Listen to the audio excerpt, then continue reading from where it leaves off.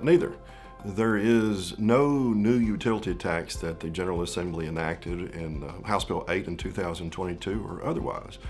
The utility tax on all utilities, commercial, residential, and otherwise, actually started back in 1960.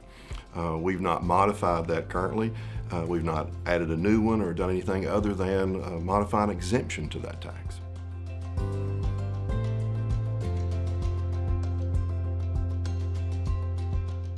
The General Assembly has not eliminated the residential exemption to utility taxes.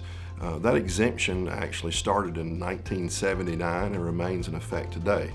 When it first went into effect, the General Assembly in spirit was trying to make sure that where people live, they're able to better afford their utilities.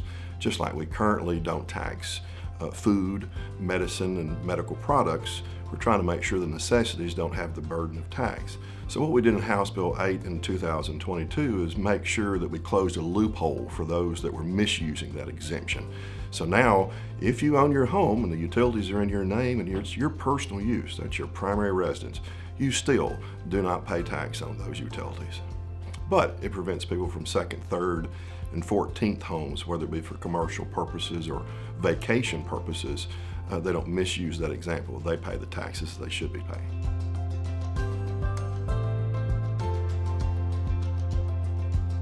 Kentuckians do not have to fill out a form to claim the residential exemption to the utility taxes.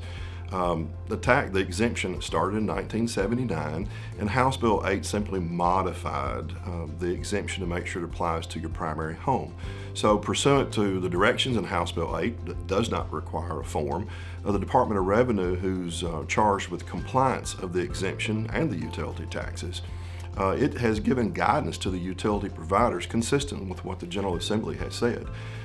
Do not make it a tax status on January 1, so it's not an automatic change from exemption to now tax unless you file a form. That's not the case. The guidance is actually, there's a presumption that if you were receiving the residential exemption previously, then you will continue with that exemption without even being contacted by your utility provider. Only if someone has more than one exemption applied, which would imply they probably have more than one home. Then the Department of Revenue said, look, if you identify more than one exemption in your district, then contact those persons. But under neither circumstance is a form required. Now, some have pointed to that there is a form that the Department of Revenue has developed, a couple of forms, and that's there in case someone wants to use it. However, the General Assembly did not require it, House Bill 8 did not require it, and it's not required in any form or fashion. Now, make clear, the General Assembly hasn't required it. DOR is not providing and suggesting that it be used, but some utility providers may be imposing that requirement themselves, and you'll need to take that up with the utility provider about what form they may be choosing to use.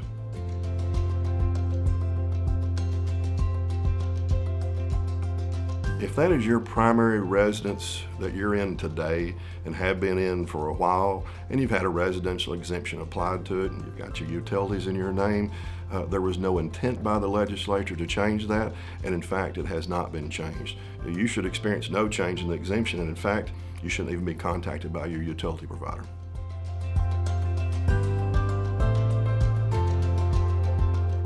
Actually, House Bill 8, only a very minor portion of House Bill 8 was about the exemption, the residential exemption to utility taxes. House Bill 8 is momentous to Kentucky in this aspect. Its major part was it produces a formula for Kentucky to reduce the individual income tax rate from its current rate of 5% down to 0. So successfully, that method is actually going to result in a downward 5 to 4.5% in January on everybody's individual income taxes. So there'll be a half a point reduction in January because of House Bill 8 methodology and what it was trying to get done. And we fully anticipate that there will be another half point reduction in January of 24. So even if you were to try to focus on the residential exemption to the utility taxes, it's a very small portion, and even if you had commercial property with Airbnb or something that was wrongfully having a residential exemption applied previously, even with that being corrected and that loophole being closed, If you have income for those commercial activities, whether it be Airbnb or farming or whatever, if you have income, then you're going to have a great reduction in your income tax rate and what you pay on that relative to what you might be paying on your utility taxes for that commercial activity. In sum, it's a better buy and a better outcome for Kentuckians regardless.